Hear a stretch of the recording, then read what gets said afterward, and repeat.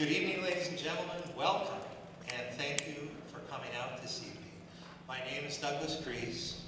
I teach in the philosophy department at Gonzaga and serve on the executive board of the Gonzaga Faith and Reason Institute, which is directed by Professor Brian Clayton. 20 years ago tomorrow, Pope St. John Paul II issued an encyclical entitled Fides et Ratio, or Faith and Reason. He begins his encyclical with these words: faith and reason are like two wings on which the human spirit rises to the contemplation of truth. And God has placed in the human heart a desire to know the truth, in a word, to know himself, so that by knowing and loving God, men and women may also come to the fullness of truth about themselves. Tonight, the Gonzaga Faith and Reason Institute is joined by the Gonzaga Socratic Club and the Diocese of Spokane to begin a conference featuring a series of events reflecting on the meaning and significance of Fides et Ratio. I will introduce this evening's speaker in just a moment, but let me remind you that we will have a second lecture reflecting on the encyclical tomorrow evening, offered by the Archbishop of Philadelphia, Charles J. Chaput. That lecture will be here at 7 p.m. Then, next Wednesday, September 19, we will have a showing of the documentary film Liberating a Continent, which establishes the context against which the encyclical was developed and finalized by John Paul. That will be at 7 p.m. in Hemmingson 004, in the basement of Hemmingson. Finally, on Monday, September 24, the Gonzaga Socratic Club will host a panel discussion on Fides et Ratio at 7 p.m. in Junt 110. All of these events are listed on a flyer available in the back, or actually it's just outside the room in the hall. Also on that table in the hall are copies of books by the conference speakers. A book by Dr. Clayton and myself that exhibits the fruits of the Gonzaga Faith and Reason Institute, and the encyclical Fides et Ratio itself. These are available for purchase, and I have a hunch that if you ask nicely, the authors, particularly Dr. Royal, will be happy to sign them for you. Our opening lecture for the conference will be delivered tonight by Dr. Robert Royal, who is probably best known today as a television journalist. Contrary to what that suggests about his character, he is actually a very respectable human being. The station he appears on most, after all, is EWTN, the Eternal Word television network. His education began at Brown University. He took his doctorate from the Catholic University of America. He has served on a number of institutions: editor at Prospect Magazine, founder and editor currently of the online publication The Catholic Thing, vice president of the Ethics and Public Policy Center, and currently president of a Faith and Reason Institute in Washington, D.C. Along the way, he has written many books, including especially The God That Did Not Fail, How Religion Built and Sustains the West, and, most recently, A Deeper Vision, The Catholic Intellectual Tradition in the 20th Century. I am myself particularly indebted to an earlier work of Dr. Royal, Catholic Martyrs of the 20th Century, A Comprehensive World History. All of these are available for purchase at the table in the hall. The most important thing to know about Dr. Royal, however, is that he is a great advocate of of the poetry of Dante Alighieri, who was himself a serious student of the relationship between faith and reason. It is also the case that Dante was from Florence, a city in which Gonzaga University maintains a branch campus that is visited by many Gonzaga students, especially during their junior years. Tonight, of course, Florence refers to a hurricane that is coming ashore in the Carolinas, and we must keep all those who will suffer tonight as a result in our prayers. Dr. Royal's lecture this evening is titled, Beyond Reason's Wax Knows. This title refers to a famous passage in the work of the philosopher Hegel, one which Dr. Royal will explain to us. Ladies and gentlemen, Dr. Robert Royal.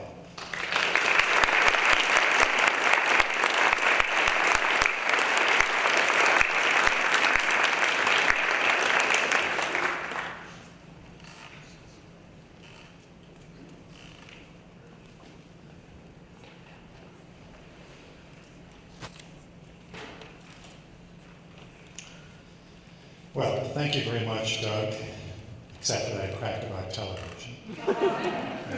It's very funny, doing television journalism unexpectedly in my dotage after writing books and thinking that I was primarily a scholar has probably gotten me better known than anything else that I've ever done, but it's kind of a paradoxical thing. You go into any mass around the country, and pretty much even in a lot of places outside of the country, and somebody comes up to you and says, you look an awful lot like that guy that I see on EWTN all the time.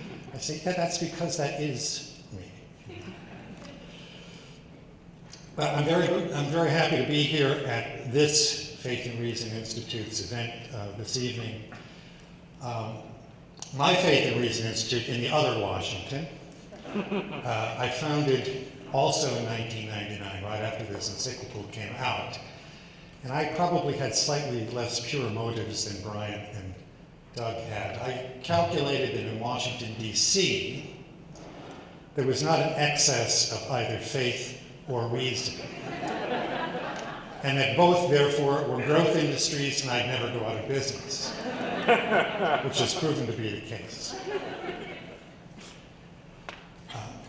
I talk a lot lately about the crisis in the church, and another reason I'm happy to be here tonight is I will not be addressing that, I hope, from this podium. I'm actually going to talk about this encyclical Faith and Reason that did so much to stimulate the church.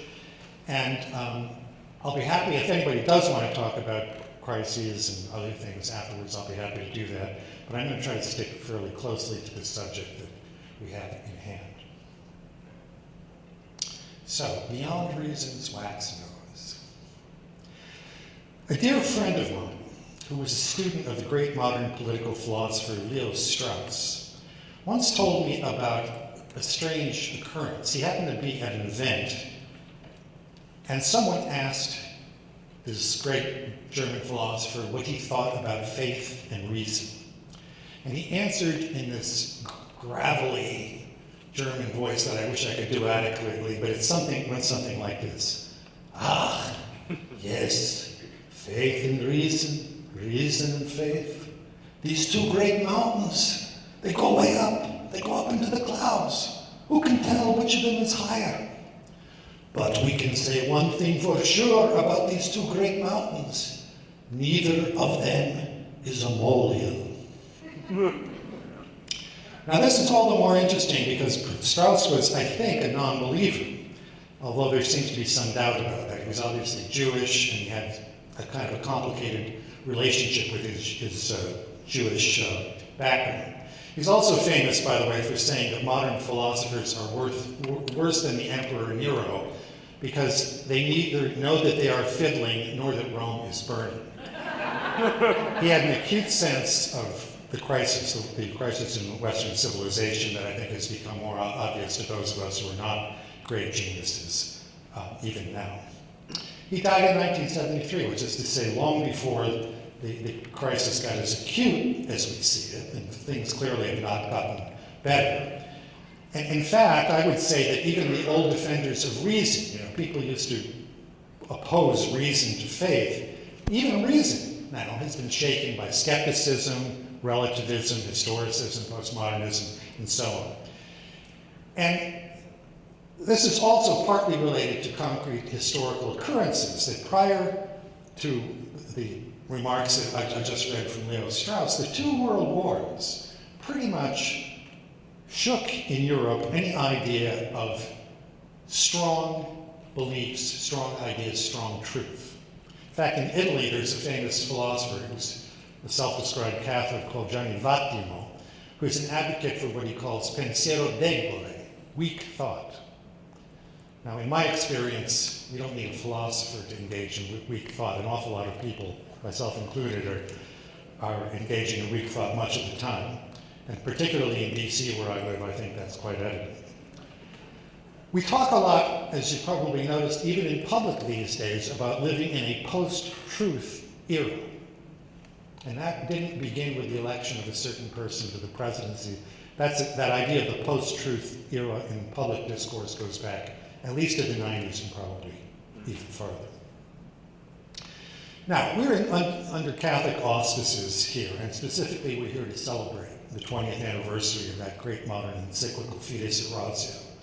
But it's not only a great modern encyclical in an intellectual sense, it also is an expression of how a great man, now Saint John Paul II, responded to the times in which he found himself. And there's a reason why he wrote that encyclical in 1998. He could already see that these two great human phenomena, these mountains, as Strauss called them, faith and reason, were beginning to disappear. And even after the fall of communism, which the great Polish Pope helped to engineer, we could not be confident here in our Western civilization about our connection to faith or to reason and its potential to lift us up. Because that is what the Polish Pope was interested in doing, recognizing that these truths, one that we arrive at via our natural human reason, and the other that is given to us, that is revealed to us through God's grace, these two things make us more human, make us more fully human. That famous first sentence that Doug just read, I'm going to read it again because I think it's important for us to have that in front of us as we reflect a bit more on what the encyclical says. Because it really is about what ennobles human life. And I'm quoting. Faith and reason are like two wings on which the human spirit rises to the contemplation of truth.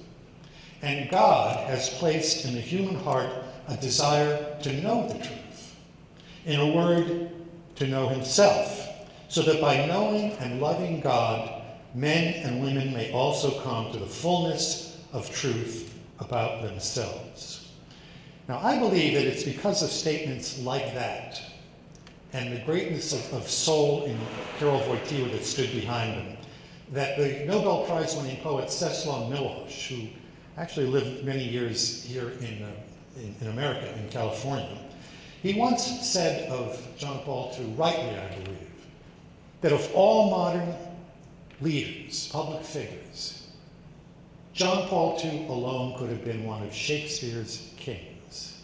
He had that degree of greatness about him, and he had that degree of human inspiration.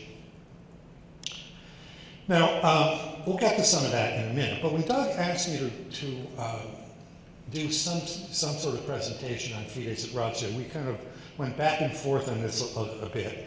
And it finally kind of emerged in this give and take that maybe one of the interesting things would be to actually borrow a phrase that Joseph Ratzinger, later Benedict XVI, often used to refer to, not to recommend it, but just to point to it as encapsulating the problem. And that is this phrase from Hegel that Doug mentioned, that reason has a wax nose, that it can be turned in any direction. Now, there are many currents in philosophy, not only in Hegel, as I'm sure some of you philosophy students know, that says precisely this. David Hume, in his treatise on human nature, says in a famous footnote that reason is and ought only to be a slave of the passions. Now, if what he means by that, and if what Hegel means by reason has a wax nose, is that our reasoning, our power to reason is only at a secondary servant to the desires that we have, then it's a fool's errand to really look very strongly to either reason or to faith for something that guides a human life, that not only guides but ennobles a human life. Reason would just be a kind of a practical instrument to achieve things that we already desire. However, I would like to say, and I think that this is also part of John Paul's main message in this encyclical, that there are a couple of different ways of talking about how reason is serving our passions. And one in particular is that our passion for truth, as expressed in that opening passage from Fides et Ratio, that passion for truth has a power to lift us up because it makes us interested not just in passing emotions, the way we usually think of people using reason to follow their passions. This passion actually tells reason that it can achieve something very great and ennoble us as human beings. Now, Fides et Ratio is a very rich text, and I can't possibly in a brief lecture do the full text justice. So I hope that what I'm about to say will encourage all of you to go and look at the text yourselves. But I'm going to try to make at least give some clarity to a few points that can help guide our reading, and lead our reading to a better place. Now, just to give you a general idea of where I hope this ends up, I really want to insist, if you take nothing away from this lecture, I really want to insist that we recognize something that has been known throughout the history of philosophy, that we have a desire. We all have a desire to know who we are, what our destiny will be, what is the meaning of our life. And this is a passionate desire in virtually every human being.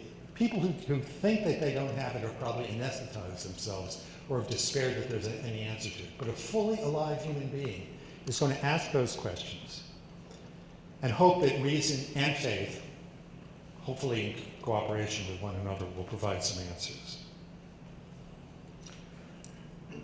So let me turn now specifically to the idea of philosophy. Philosophy, of course, is from two Greek words. It means the love of wisdom, a passion in a way for wisdom. And what I want to point to specifically is what John Paul II says in this text about the notion of Christian philosophy, which for some people today might seem a contradiction in terms. There's philosophy, which is rational on one hand, and there's Christianity that is based on a revelation on the other. How do these two things exist? So let me quote what he says. In itself, the term is valid, but it should not be misunderstood. It in no way intends to suggest that there is an official philosophy of the Church, since the faith as such is not a philosophy. The term seeks rather to indicate a Christian way of philosophizing, a philosophical speculation conceived in dynamic union with faith. It does not, therefore, refer simply to a philosophy developed by Christian philosophers who have striven in their research not to contradict the faith.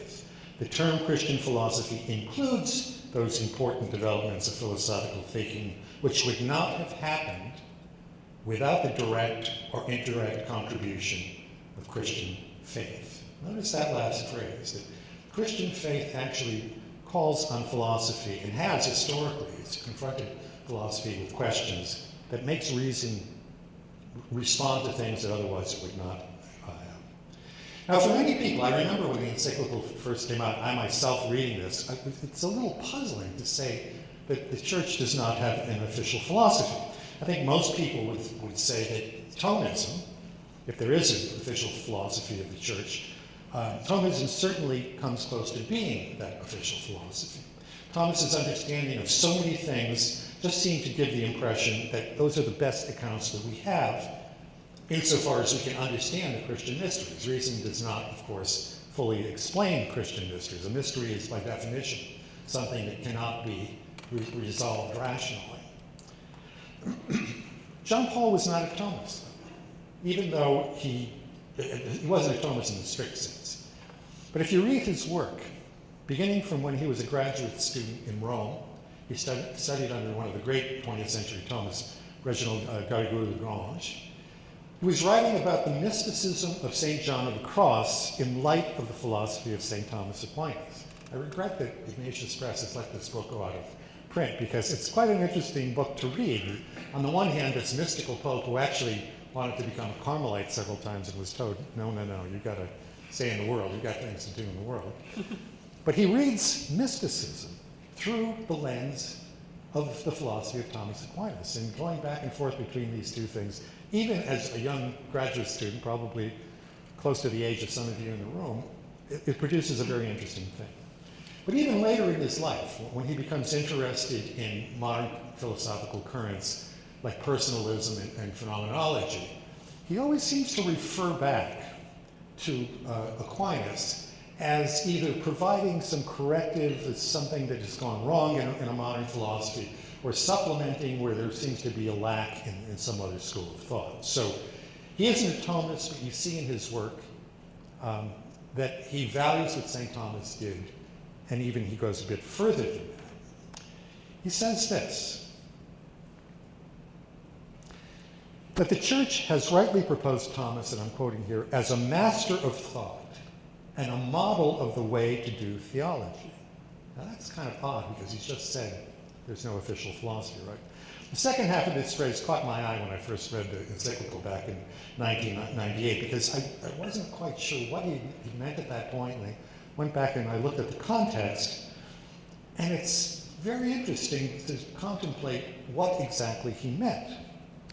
First of all, he locates Thomas in a long philosophical development. As we know, Thomas sort of inherits Aristotelian thought that has been rediscovered in his time, but also Platonic thought by way of Augustine and others.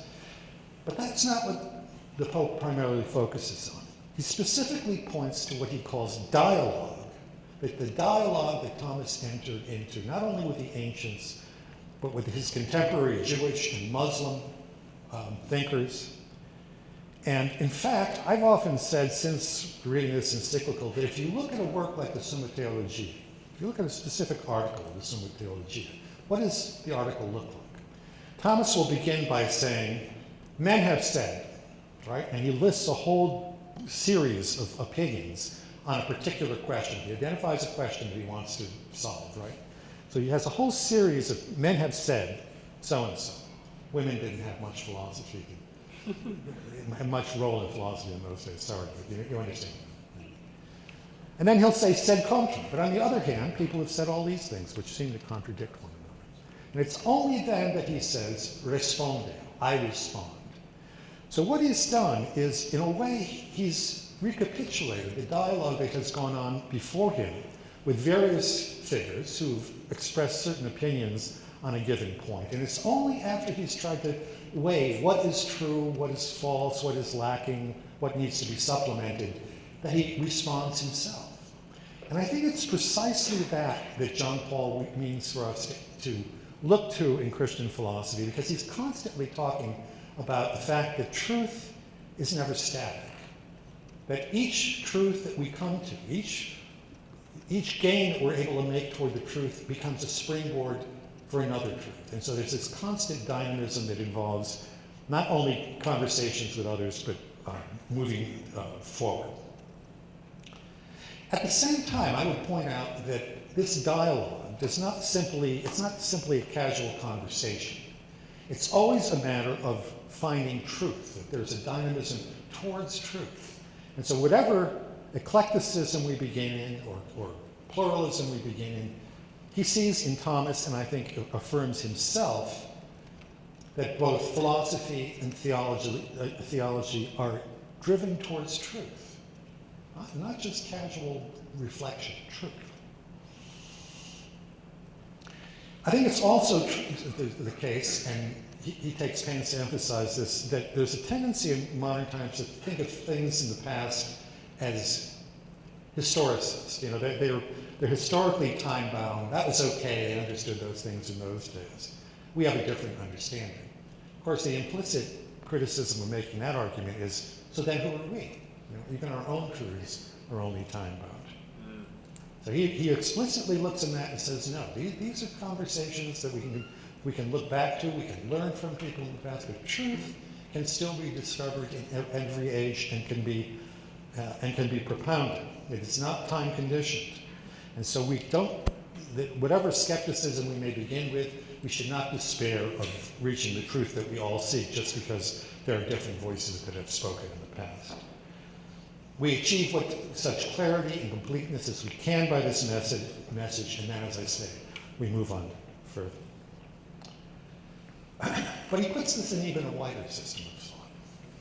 So let me quote a long passage from it, because this, I think, really speaks to our moment in history. And he was concerned to specifically address the kinds of challenges that we have in the modern world, not simply to repeat truths that have been part of the tradition. So he says this. It's very significant. Complex systems of thought have thus been built, yielding results in the different fields of knowledge and fostering the development of culture and history. Anthropology, logic, the natural sciences, history, linguistics, and so forth. The whole universe of knowledge has been involved in one way or another. Yet the positive results achieved in modern times must not obscure the fact that reason, in its one-sided concern to investigate human subjectivity, seems to have forgotten that men and women are always called to direct their steps toward a truth which transcends them. Sundered from that truth, individuals are at the mercy of caprice, and their state as persons ends up being judged by pragmatic criteria based essentially upon experimental data and the mistaken belief that technology must dominate all.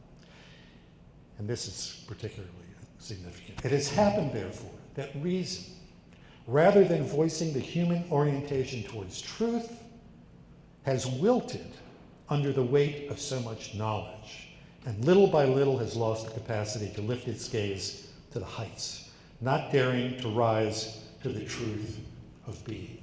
Now, we're all familiar with this, right? There are so many disciplines out there that have portions of the truth, and we seem to have no way to adjudicate among them. But he wants us to look at that ultimate horizon of being, which always reminds me of Heidegger. If some of you have studied Heidegger, Heidegger was always talking about our overlooking of being. But the Polish Pope was aware of this too, and the importance of what that being has to us as human beings.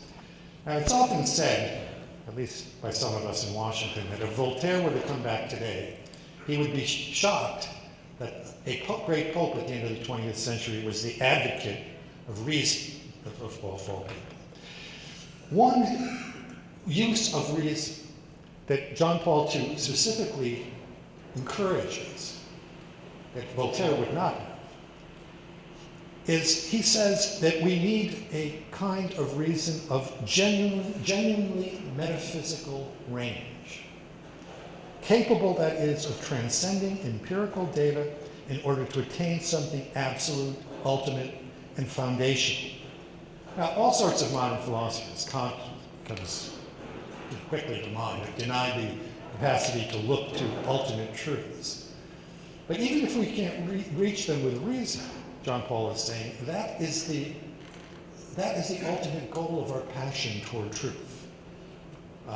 The ancients thought it was possible. People in the Middle Ages thought it was possible. It is still possible, he tells us, to pursue the truth of metaphysical range in the modern world.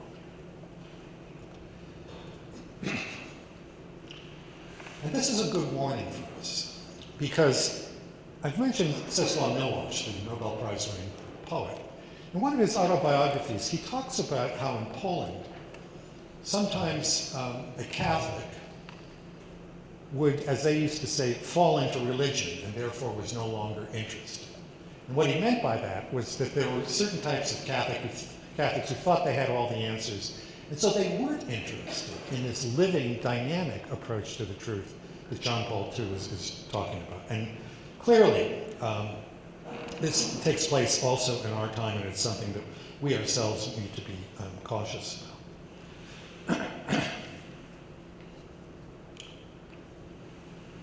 Now, it's also good for us to remember. I hope that the philosophy students in Gonzaga don't need me to point this out, but let's remind ourselves of this.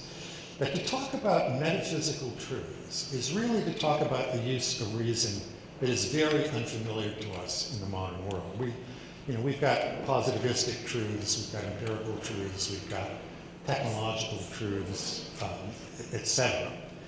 Whenever I've taught students and I've tried to explain to them what it would be to actually reach some sort of transcendent truth, I ask them to read an essay by the late American novelist Walker Percy, which is called The Message in the Bottle.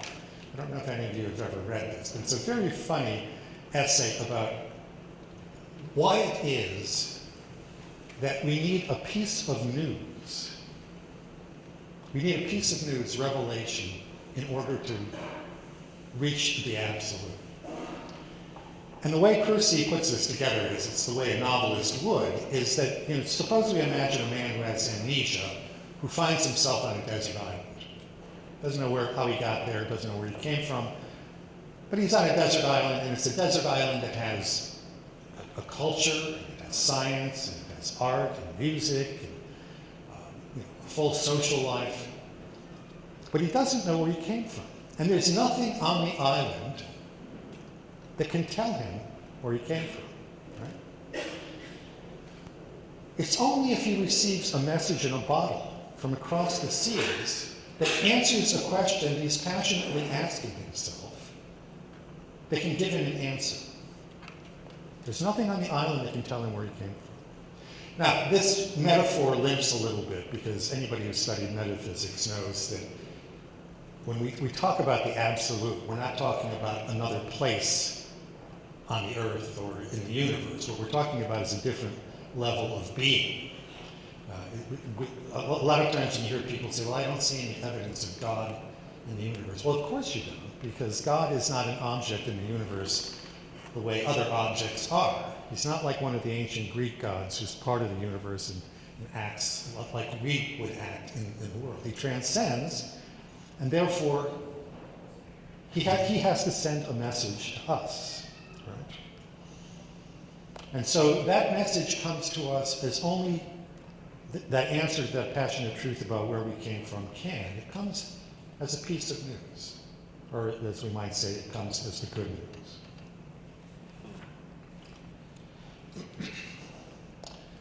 Now, I often think that it may be one of the biggest obstacles in the modern world to appreciating this dynamic relationship of faith and reason, that the weight of our culture, put it this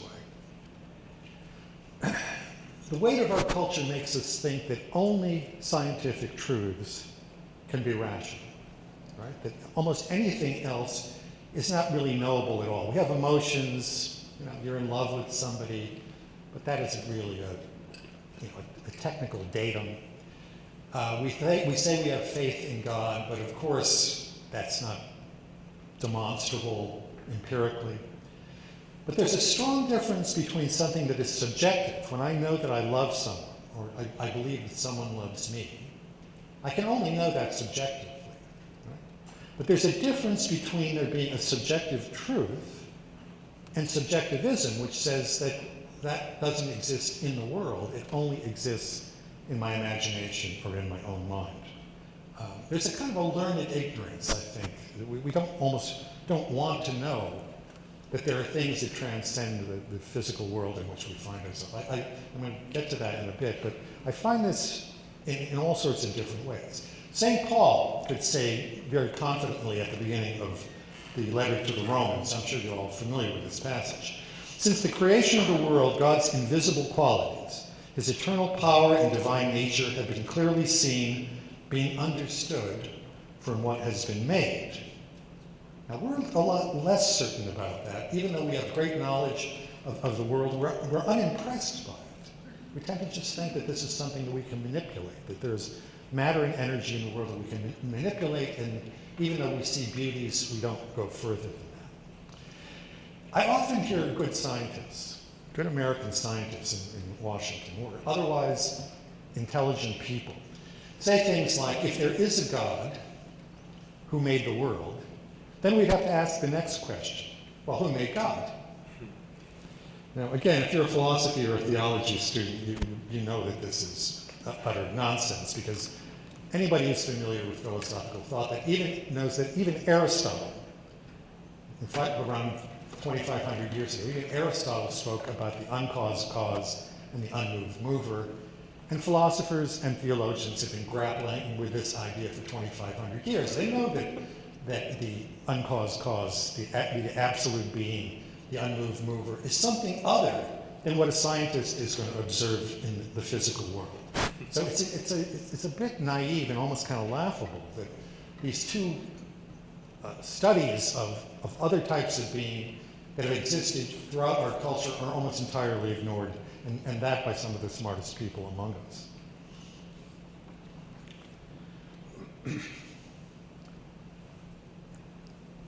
There's an interesting development in secular philosophy in the last 20 years or so that I associate with the American philosopher Thomas Nagel. Some of you are probably familiar with him. In 1997, he said something that's quite interesting, because people talk about a fear of God and how God is unprovable.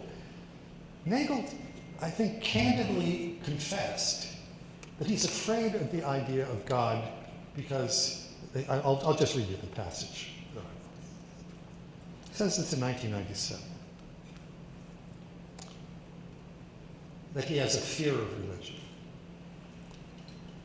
I don't mean to refer to the entirely reasonable hostility towards certain established religions and religious institutions in virtue of their objectionable moral doctrine. This is a secular philosopher. Social policies and political influence. Nor am I referring to the association of many religious beliefs with superstition and acceptance of evident empirical falsehoods. I fear that is directed against our evangelical brothers and sisters who don't believe in evolution or whatever it is. I am talking about something much deeper, namely the fear of religion itself. I speak from experience, being strongly subject to this fear myself. I want atheism to be true, and am made uneasy by the fact that some of the most intelligent and well-informed people I know are religious believers. It isn't just that I don't believe in God and naturally hope that I'm right in my belief, it's that I hope there is no God. I don't want there to be a God. I don't want the universe to be like that. That was 1997. In 2012, Nagel published a book that went even further. It's called Mind and Cosmos: Why the Materialist Neo-Darwinian Conception of Nature is Almost Certainly Wrong. Now, Nagel could be wrong or right in this coming to truth that he's had, but he really has expressed a certain attitude toward revelation that I think is quite interesting, because we tend to overlook that some people don't want religion to be true and actually actively work to try to disprove it because they don't like the consequences of it. People talk about pie in the sky religion, it's all wishful fulfillment, but this is a different passion, right? We're going to use passion for truth. This is a different passion, that there not be a transcendent God.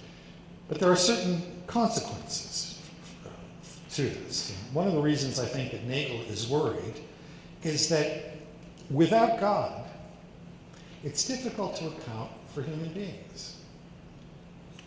If we haven't been made in God's image and likeness, if we are not free, we all know that we're only at times free. Our bodies, our circumstances, all sorts of things limit us. But if we are not ultimately free, what are we? If we are incapable of knowing the truth and then following that truth in liberty, are we human beings? Are we just a bag of chemicals? Chemical reactions going on inside of us? This is obviously a big problem. And living in Washington as I do, I come across some of the public manifestations of this. For example, I don't know if you've noticed this, but neuroscientists, I'm sure neuroscience is going to bring us all sorts of benefits, as other sciences have.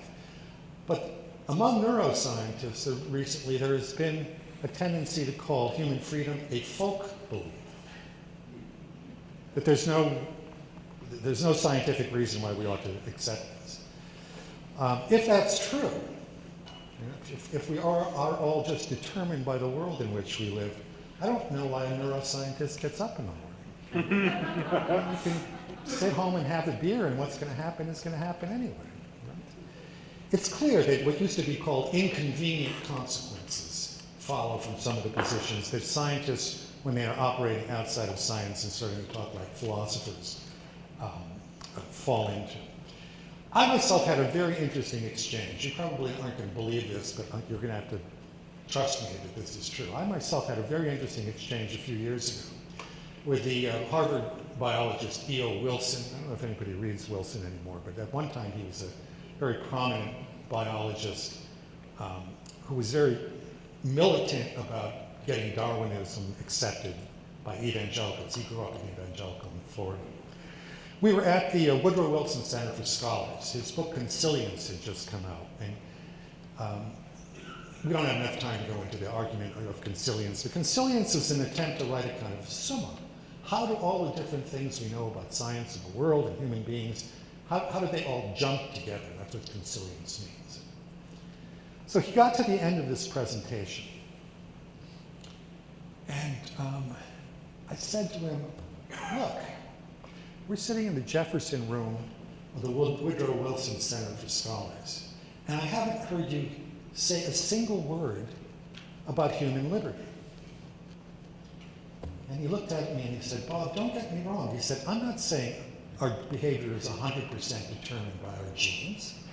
Only 60% of our behavior is determined by our genes. The other 40% is a complex algorithm of an interaction between genes and environment. And I said to him, complex algorithm? I don't think Thomas Jefferson would have thought that is a good basis for human liberty or political freedom. And that's the ultimate stone wall that a certain scientific view of the world comes up against. We human beings have no place in that world. Now, having spent a number of years in Washington, D.C., that's actually 30 years. I think I've paid my debt to society and could be released back into the community sometime soon.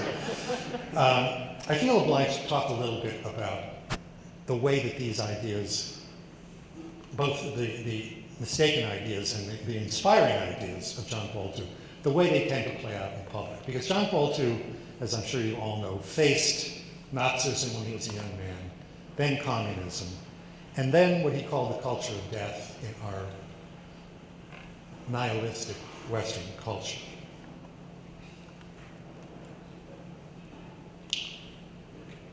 This is an important part of what he teaches, and I think the easiest way for me to enter into it is to quote from that very funny man, G.K. Chesterton. Chesterton once said, I matter and you matter. It's the most difficult thing to believe in theology.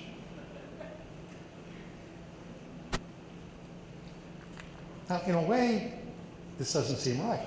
The difficult things are the three-in-one God, the God who's transcendent but enters the world, eternity becomes temporal, God is beyond time and space, etc. But I matter and you matter. I know personally a lot of people who don't think they matter. They are interested in the church, they're interested in truth, and they say to me, oh, that's just beyond me. I would like to think that it's true, and I just can't seem to find my way to how that could possibly be true. Fide St. Ratio argues a different way, that it's precisely that desire that has to be developed. And what I've often found in public contexts in Washington and elsewhere is that the minute you bring this up, people say to you, well, wait a minute, that's that metaphysical stuff, that's that natural law stuff. That has no place in American public life because we're pluralistic, we're not based on a philosophy, we're practical people, we're Americans. This is a complex question, of course. But what we've fallen into is this belief. Because we don't really think that truth matters anymore, that it doesn't lift us up or that we can't reach it, we all tend to believe what a Catholic Justice of the Supreme Court, now retired, Anthony Kennedy, said famously in the Casey decision a few years ago, that at the heart of liberty is the right to define one's own concept of existence, of meaning, of the universe, and the mystery of human life. Now that sounds great, doesn't it? It sounds like we're all free to make up the world the way that we want. But in fact, if this were true, there would be no transcendent meaning to any of our lives. And more than that, our founding fathers in the United States would have been horrified at this point of view. If you go back and look at the founders, almost every single one of them says what John Adams once said in a famous passage, that our Constitution is only for a moral and religious people. It is utterly unsuited to any other type of person. And why is that?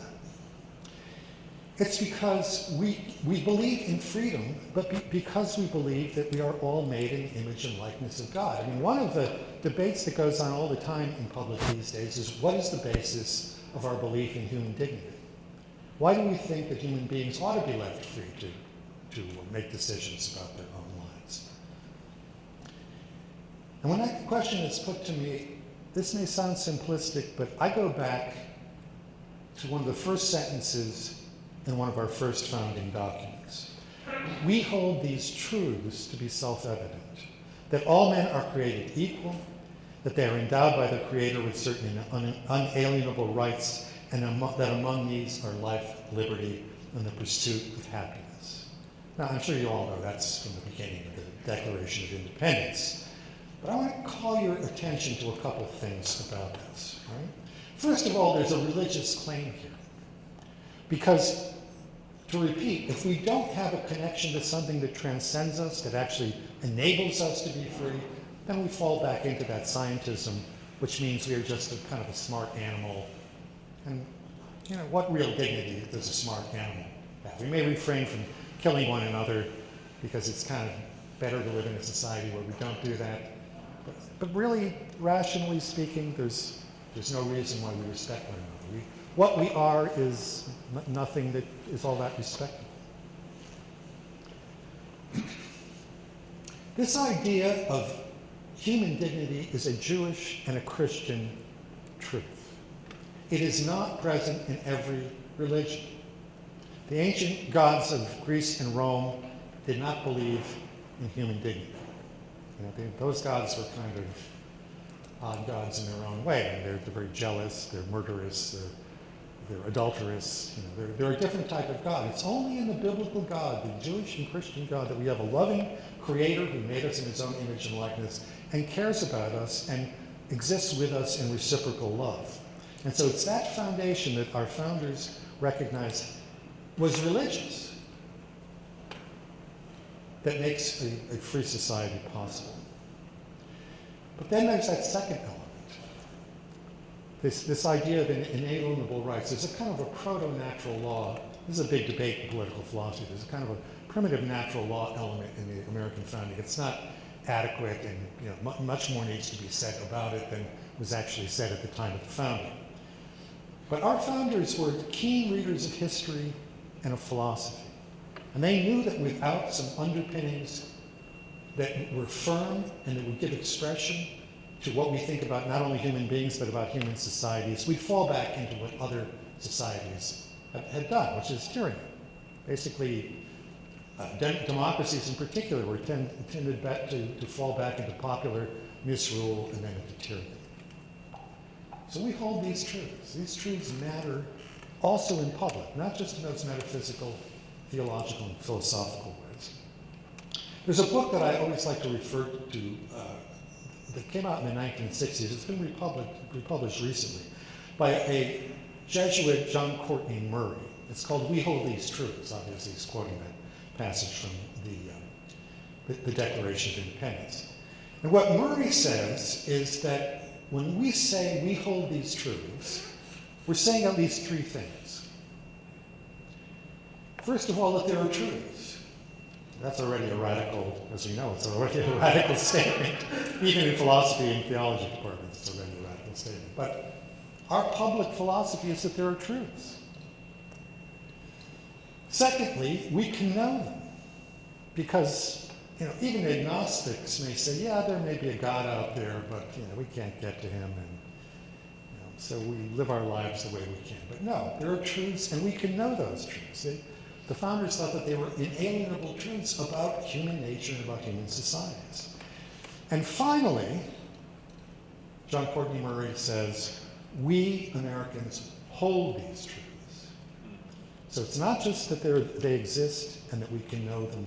We hold them in the sense that we value them and we live by them, which I think has very strong affinities with several of the things that John Paul II is trying to suggest to us.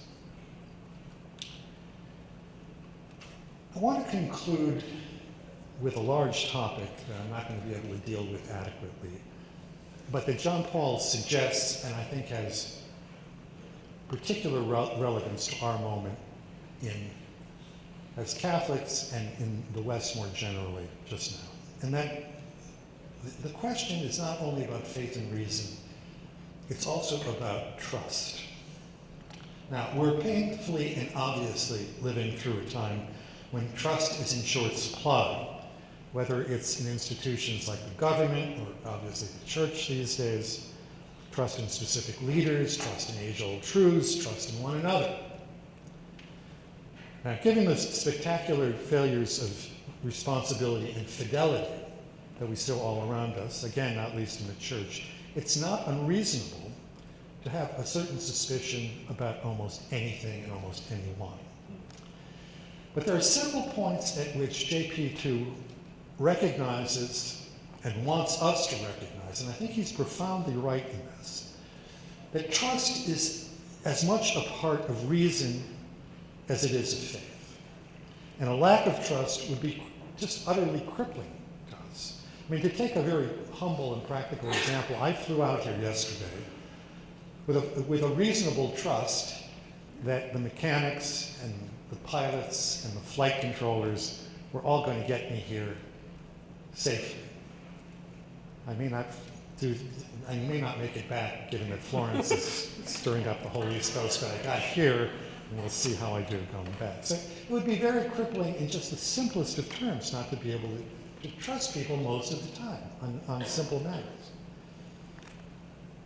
There seems to be some confusion in modern societies that to have faith, to believe in something you haven't been able to fully prove for yourself, and who can prove most of the things that we live by, to believe in something you can't fully prove for yourself is somehow fideism, or even superstition. Now, John Paul, he warns against fideism and biblicism and sort of a Christian fundamentalism, because he's a thinking being, and he knows that we as human beings need to think as much as we need to believe. But to take one example, I think that we need to be able to find some way to have group trust in a number of things. Again, to take just one example from my own experience. When I've taught philosophy, it's usually been philosophy for theology. One of my students is here, Tim Hope, who lives out there somewhere in Washington. I don't know where he's gotten to. There's Tim.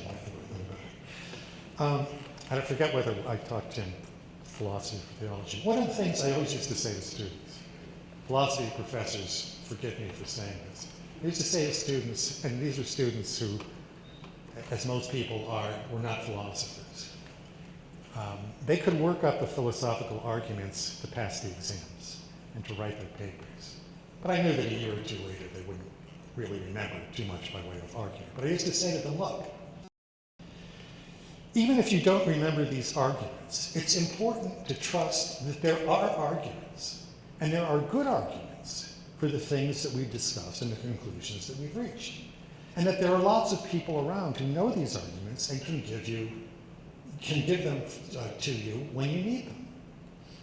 Now, we're generally lacking that even in the church these days, but it's clear that unless we can have some sort of common confidence, both in the church and in our public secular lives, that our lives are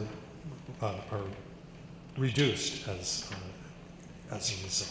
It's not an easy problem to solve, but I think that it's one that we need to look to. And it's particularly true for those of us who want to, in the great way that John Paul II is presenting this, follow both faith and reason. Because as Christians, at least, the Strauss metaphor of the two mountains is not quite right? We don't build up faith. Faith comes down to us. Faith is a gratuitous gift of God. It's Him offering something to us.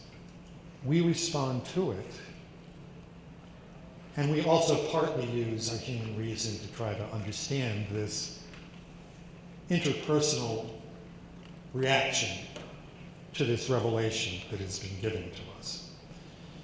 So if we've been given this gift of faith, it's absolutely essential that we have trust that that revelation is true. And to have that faith and reason both have crucial responsibilities. JP2 talks frequently in the encyclical about the autonomy of reason, that reason is not subjected to faith, but it's inspired by faith to do more than it normally would. And that theology and Christian thought more generally are challenged by rational arguments to become more, to look further, to get closer to what the truth is. Critical thinking alone is not enough, though. There needs to be something positive. We need to build up something in this interaction that we have with God in order to be truly fruitful. JP2 deals with an interesting question that sometimes shakes people's trust, and that is that we seem to be one culture among many as Christians.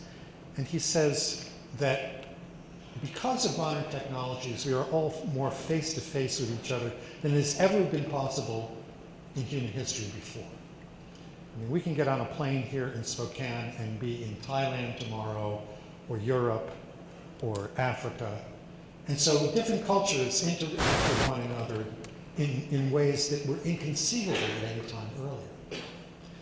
But he doesn't let that sort of multiculturalism that he recognizes, again, paralyze us, any more than he's worried about there being different schools of philosophy or different emphases in theology. He says this is an opportunity.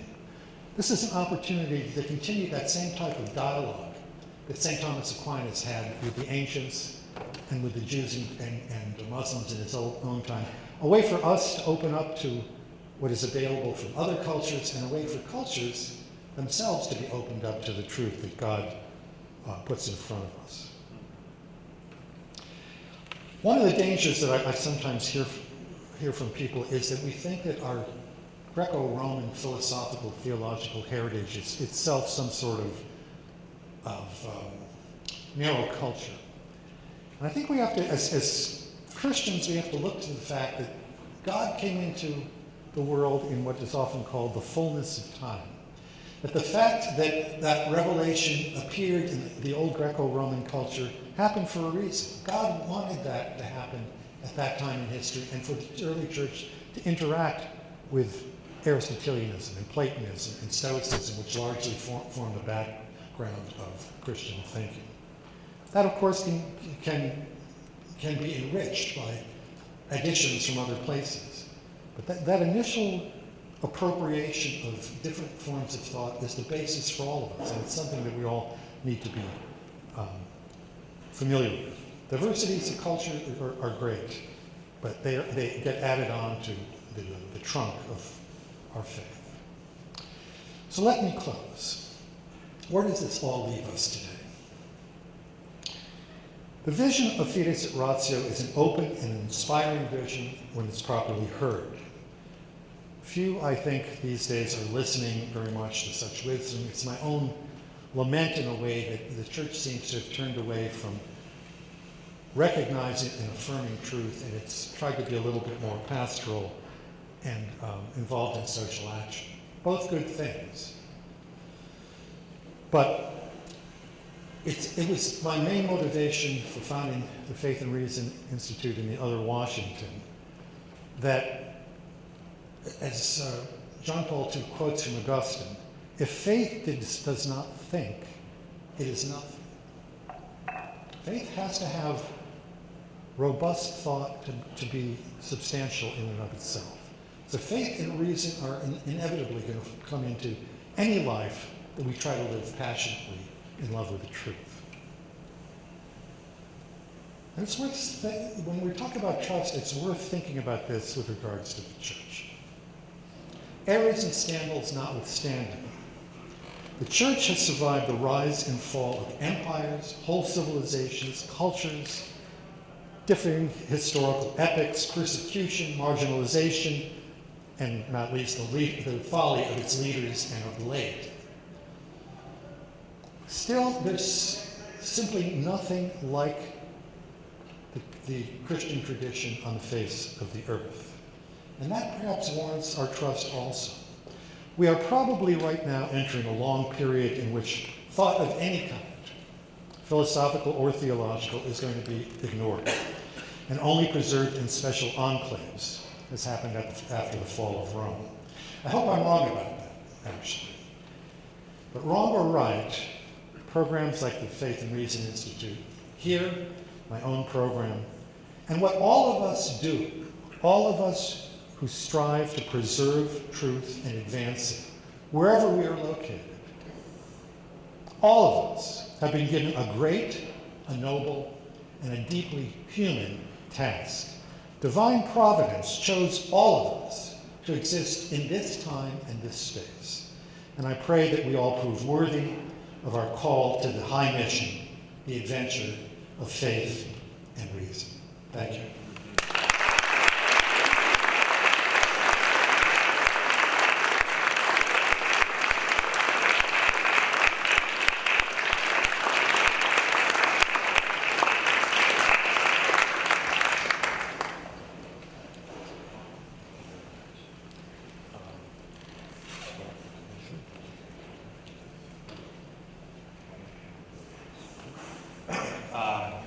Okay, so Robert's time and space is normally in the Eastern time zone.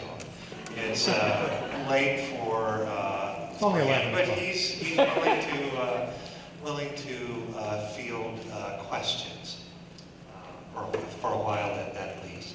And so I'll bring this mic around to the questioners, and you can pose your question, and Robert can be up here to offer the answers.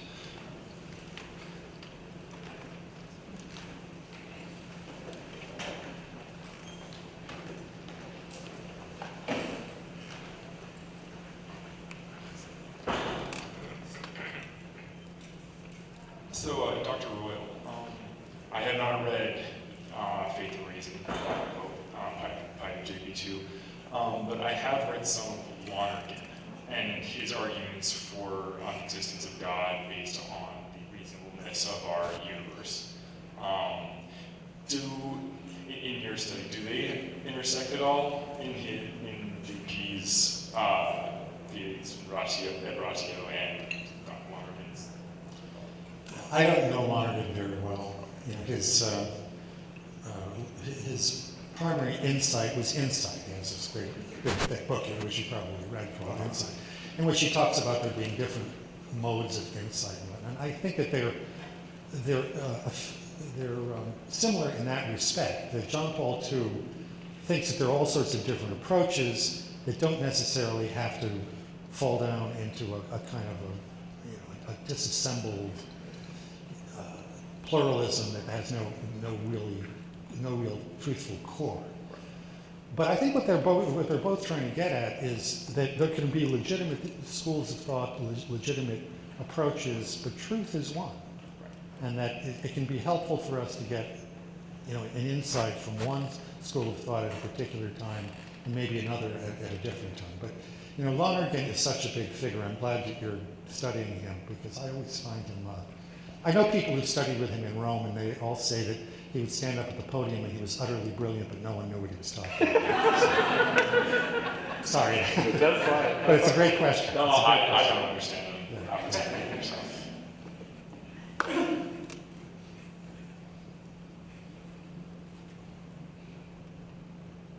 There's somebody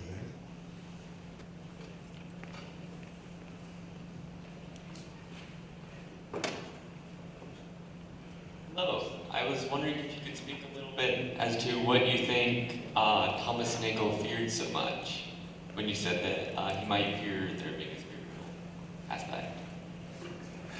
Well, that's a good question, isn't it? I think he's a very interesting man, by the way. He's a very truthful man. Well, think about this. Suppose you had been brought up in a culture that thought that human beings now had come of age, as people used to say somewhat proudly in the 18th and 19th century, and that now human beings could take their own futures into their own hands, so that we're all in charge of ourselves.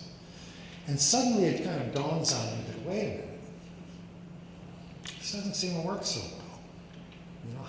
I can't account for my own self. I can't account for why I have respect toward other people. I mean, there are all sorts of philosophies that try to do this. I think ultimately they fail because they don't have an ontology of the person.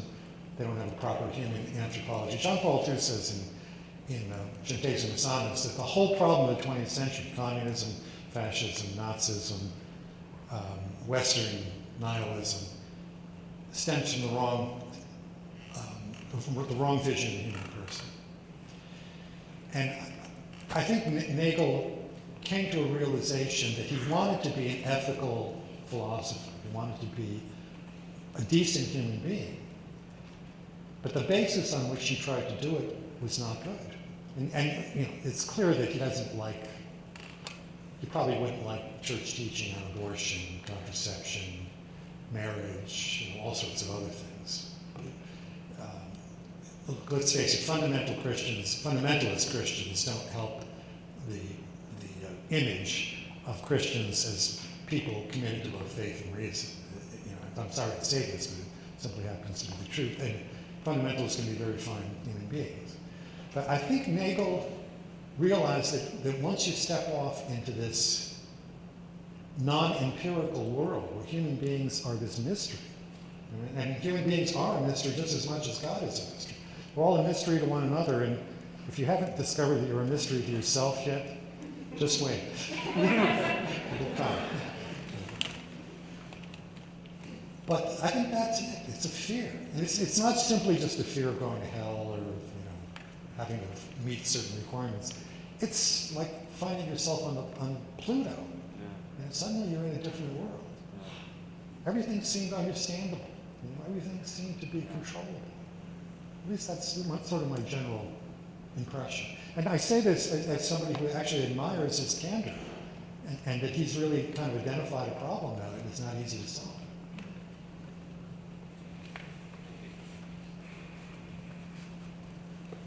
Would you entertain a tangential question? A what question? A tangential question. Depends how tangential. Okay, we'll see. You can always just walk away. But my question is, be it as a scholar or a husband or just a human being in this world, what is your favorite thing about yourself? And this is not an ego-loaded question. This is a self-awareness question, if you would indulge me. My profound humility. It's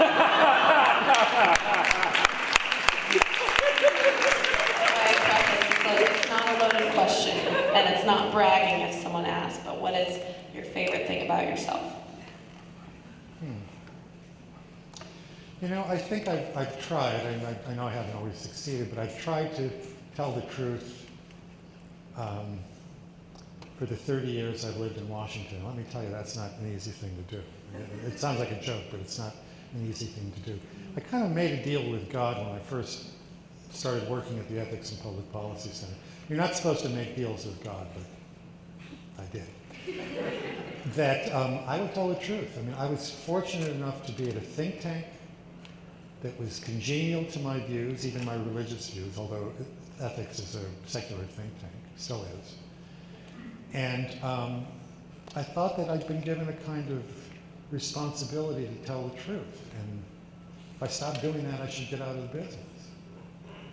And at the same time, there's funding that has to be found. And I always tell my wife it could all disappear in an instant. But you try to do this. So I don't think I'm bragging about this. And if you want to have self-knowledge, it's not all that easy to know the truth, first of all. It's not all that easy to tell it. It's not all that easy to tell it in the right way, at the right time, to the right person who may need to hear something. And you may fail somebody who needs to hear something that you should have said to them. But at least that's what I hope I partly was able to do. Thank you. Is that it? Yes, Is that what thank you were for trying to entertaining. get? No, that's exactly. Thank you.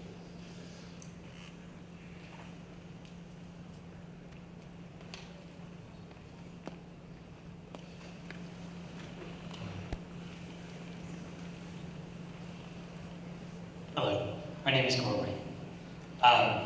I was wondering, kind of along the same lines as that, is living in a culture where faith and reason are pitted against each other so often, so violently, what are ways that you would exhort us to tell the truth in little things on a regular basis? Because one of the passages of the Catechism that really struck me and stuck with me is that the vocation of the lay leads to the world. And what you said, the story you told about JB2 was, no, you can't become a Carmelite. You have to stay in the world.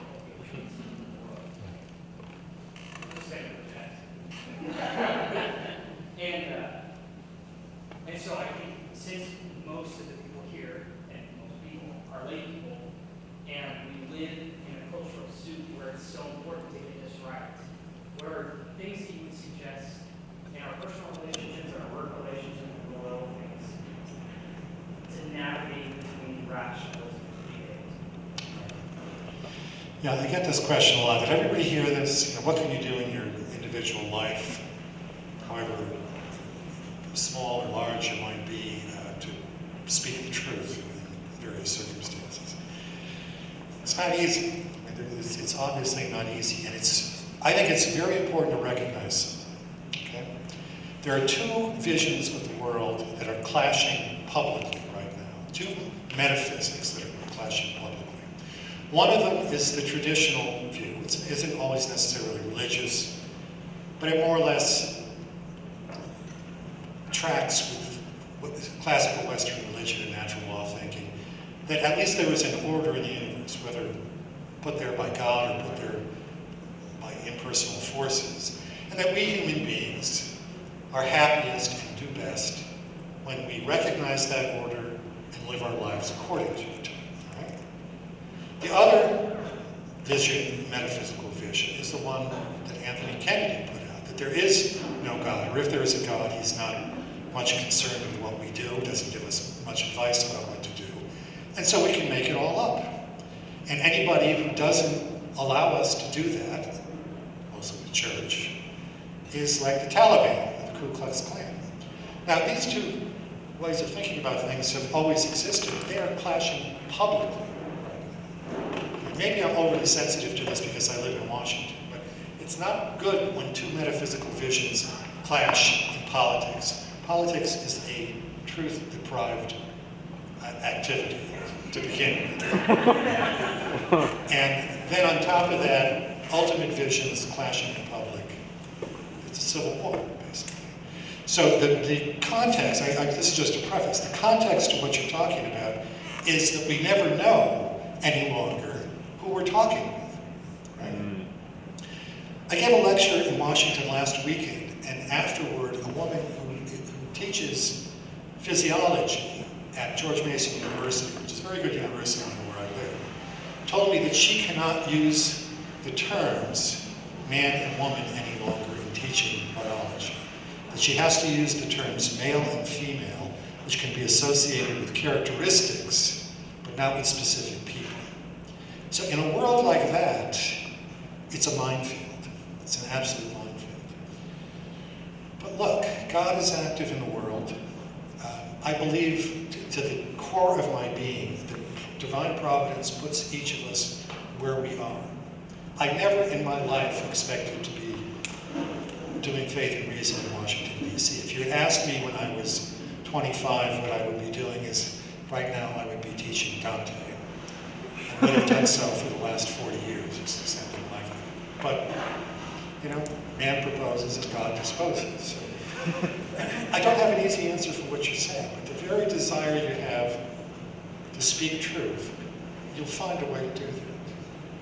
You want to be careful because you don't want to turn people off on the truth because of the way you present it or it's in the wrong context. But it'll present itself. I mean, we all only can do very limited things in the course of our lives. But it may be that there's just one person that you need to say something to, and that may not bear fruit for 20 years, but we look for those opportunities and we fulfill our responsibilities as well as we can. That's the only good answer I can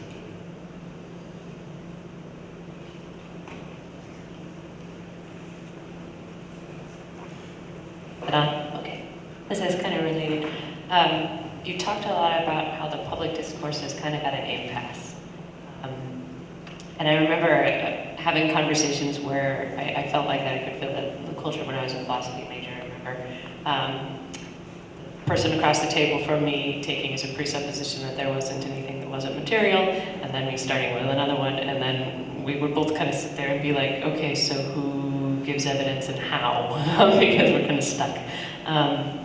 And then likewise, I remember talking to an atheist who said, well, you either believe that the ultimate uncreated thing in the universe is an immaterial God, or you believe it's matter. And you kind of just take one of those presuppositions and there's no chink.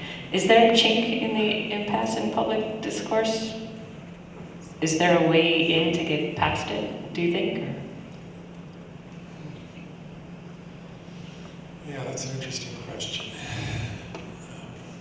Look, these two metaphysical views that I talked about that are clashing, they make the difference between Republicans and Democrats, conservatives and liberals, kid stuff, you know. I mean, this is a profound difference that probably there is no getting over. But I say again, God is active in the world. You know, if Thomas Nagel can come to the conclusion that maybe the materialist Darwinist view of the world is almost certainly wrong. I love that title. Mind and Cosmos. Why the neo-Darwinist materialist vision of the world is almost certainly wrong. So he's still a little bit of a skeptic about his own conversion. It's hilarious. Most people believe that I matter and you matter. You know, when you're in love with somebody, if a scientist walks up to you and says, hey, you know what, you love that guy, but he's just a bag of bones. You know, just a bunch of chemicals worth about $10, whatever it is. We know there's something wrong with that, right? There's been something that's been left out. And all good argument, you have to start in all good argument. I don't know if you were taught this in your philosophy major, but you start with something that the other person concedes, right? St. Thomas says this in the beginning of the Summa Contra Gentiles, where, you know, if you're dealing with a Muslim, you start with some Muslim propositions, or with a Jew, with Jewish propositions, with a non-believer with some rational propositions. And I don't know, you know, I may have been a little dark at the end there, but I don't think we're likely to do well in the near future. You know, Rod Dreher has written this book, I'm sure a lot of you have seen it, called The Benedict Option, about the coming tsunami that is going to hit the Christian churches. Some of you have seen Nani, you've probably read this book. I think that the diagnosis is stronger than the cure. I mean, we can see that the modern state is nibbling around everywhere, in education, in medicine, etc., and imposing what is a certain ideology on all of us. So I don't want to say I'm pessimistic, but I'm not optimistic. I'm hopeful. I don't think that, you called it a chink, I don't know how much opportunity there is going to be out there. We may all find ourselves in intentional communities going forward, And the world without Christianity is not a good world. And there's a reason why a lot of the things that Christianity overcame in the ancient world, like slavery and sex slavery and child sexual abuse and homosexuality and euthanasia. It's the reason why these things are coming back as Christianity withdraws from the public sphere, because it's the tendency that the world has. John Paul II called it the culture of death, but it's kind of what fallen nature does. So the chink is to do what you can. You know, we can take one page out of John Paul II's life that no one thought that the Soviet Union, the great Soviet Union with 3,000 nuclear weapons, was going to fall in 1989 without a military engagement. But it happened. So things, miracles, or at least miraculous things can happen. So we labor at this. When I first went to Washington, Washington was very religion friendly. It was very education friendly. It was nice to go to work every day. Since then, it's been a little different.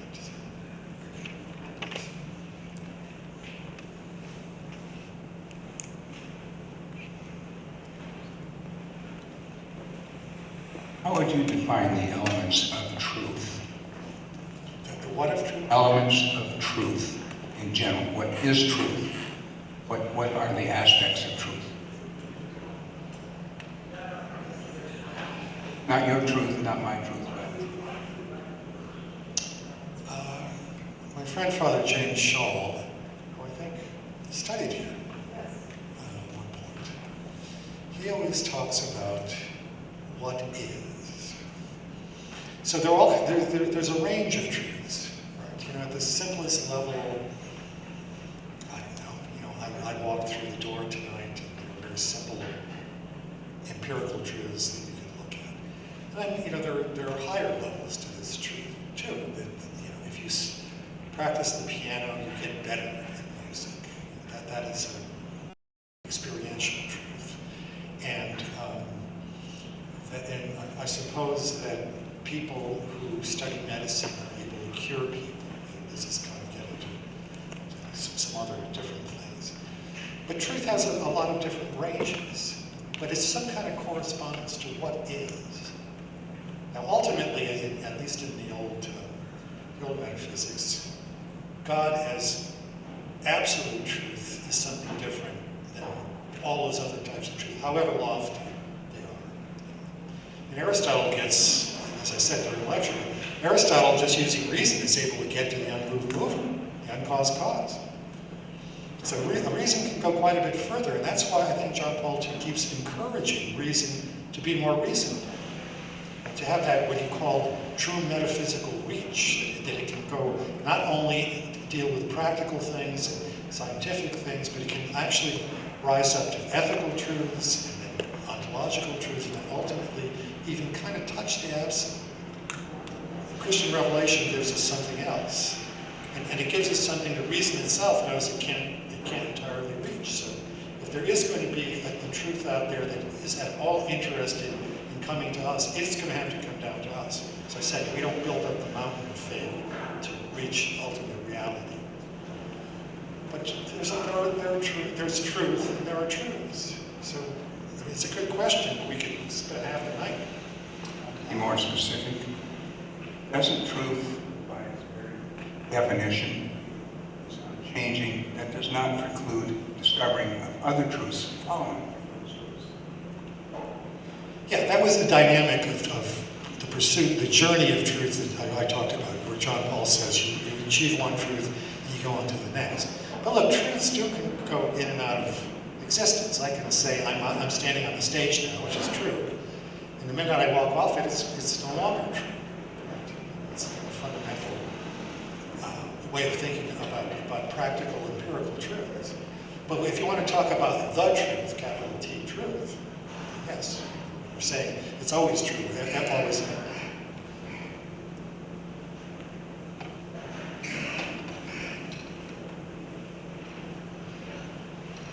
So I think we better make this the last question. A comment from the man and the right here tonight, and that is about living in the truth. That thought that Robert was talking about, how we can't always know all the truth. We can't know what another person knows that's in front of us. Some of you are parents, and some of you are going to be parents. And there's a phrase in my family that I say to my kids all the time: I do not wish to cooperate with lies. I cannot know. Really took the cookie from the cookie jar, that sort of thing. So as a parent, always stay in touch with your relationship with our Lord and the Holy Spirit. There's some things we're going to have to let go, and there's some things that we have to stand firm about. And that helps us to not live in that culture of everybody's truths, because as a parent, I've noticed that when I fall into that and think it's not that important all the time, then I'm cooperating with lies, and then that person grows up and they can do whatever they want. They can get by with it, that kind of thing. So my comment is, there are ways for us to live in the truth, but only sourced in our Lord and the Holy Spirit. I think that's the last word. Okay, so tomorrow night, 7 o'clock, our conference will continue with Archbishop from Philadelphia. But for tonight, could you please join me in thanking one more time